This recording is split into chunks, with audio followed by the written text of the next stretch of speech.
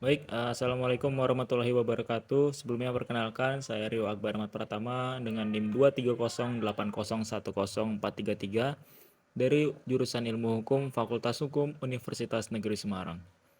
Di sini saya akan menjelaskan sedikit tentang apa itu revolusi industri. Nah, sebelumnya apa sih makna dari revolusi industri itu sendiri?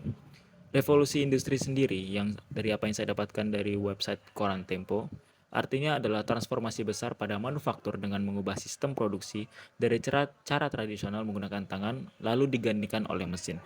Proses transisi ini memberikan dampak yang meluas pada kehidupan ekonomi, politik, dan sosial budaya. Lalu saat ini juga kita mengenal suatu istilah revolusi industri 4.0.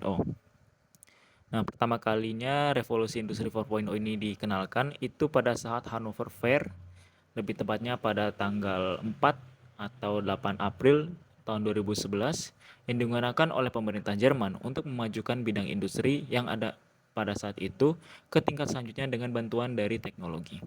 Lalu sebenarnya apa sih pengertian dari revolusi industri 4.0 itu sendiri?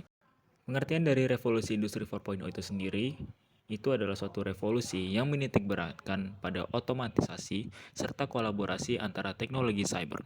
Revolusi 4.0 ini sendiri muncul di abad ke-21 dengan ciri utama yang ada adalah penggabungan antara informasi serta teknologi komunikasi ke dalam bidang industri. Lalu kenapa revolusi industri pada kali ini disebut dengan revolusi industri 4.0? Revolusi industri 4.0 itu disebut demikian karena merupakan perubahan yang revolusioner yang didasarkan pada berbagai teknologi terkini. Revolusi ini ditandai dengan munculnya cyber physical system, Internet of Things atau IoT, Big Data, dan berbagai layanan yang memanfaatkan IT. Adapun beberapa tahapan dari revolusi industri itu sendiri, yang pasti dimulai dari 1.0 sampai dengan 4.0. Revolusi industri 1.0 itu sendiri diawali dengan penemuan mesin uap yang mendorong munculnya kapal uap, kereta api, dan lain-lain. Penggunaan mesin uap ini juga memungkinkan pabrik-pabrik untuk memproduksi barang dalam jumlah besar dengan lebih efisien dibandingkan tenaga manusia ataupun hewan. Ciri utamanya adalah peralihan dari produksi manual ke produksi menggunakan mesin.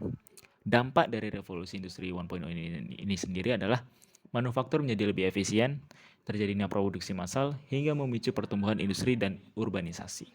Lalu ada revolusi industri 2.0, yang dimana di revolusi ini diawali dengan penemuan listrik dan assembly line yang meningkatkan produksi barang. Ciri utama dari revolusi industri 2.0 ini adalah peralihan ke produksi massal dengan bantuan listrik dan teknologi baru.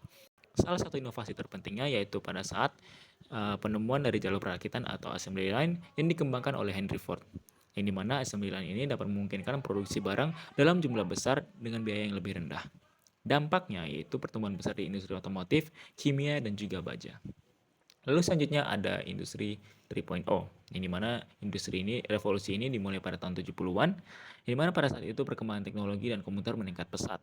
Melalui otomatisasi parsial saat itu, kontrol dan komputer dapat diprogram oleh memori. Sejak munculnya teknologi ini, perusahaan dapat melakukan seluruh proses produksi tanpa bantuan manusia. Contohnya adalah robot yang melakukan hal terprogram tanpa campur tangan manusia. Ciri utamanya yaitu adalah penemuan semikonduktor, komputer, teknologi informasi atau IT, dan internet menjadi pusat dari revolusi ini. Dampak dari revolusi industri 4.0 ini adalah munculnya era digital dan globalisasi yang semakin pesat. Proses manufaktur menjadi lebih efisien melalui otomatisasi. Teknologi informasi juga mempengaruhi hampir semua sektor ekonomi dan memungkinkan komunikasi serta transaksi bisnis lintas negara dalam waktu yang sangat cepat. Revolusi Industri 4.0. Era revolusi industri 4.0 dimulai dengan penerapan teknologi informasi dan komunikasi pada industri.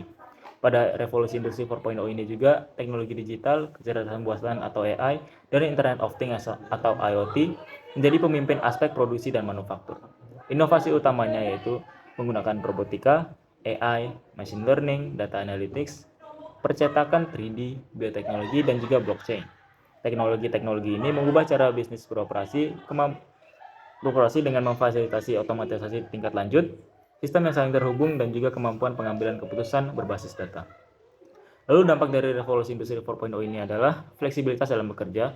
di mana revolusi ini memungkinkan banyak orang untuk bekerja dari jarak jauh, sehingga perusahaan bisa menarik bakat dari berbagai lokasi. Selain dampak positif yang diberikan oleh revolusi industri 4.0 ini juga ada beberapa dampak negatifnya.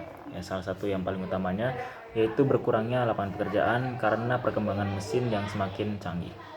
Tetapi dengan perkembangan mesin yang canggih itu juga dapat menciptakan beberapa lapangan pekerjaan baru di era revolusi industri 4.0 ini. Sekian yang bisa saya sampaikan tentang revolusi industri 4.0. Jika ada kurang, mohon maaf. Saya cukupkan. Wassalamualaikum warahmatullahi wabarakatuh.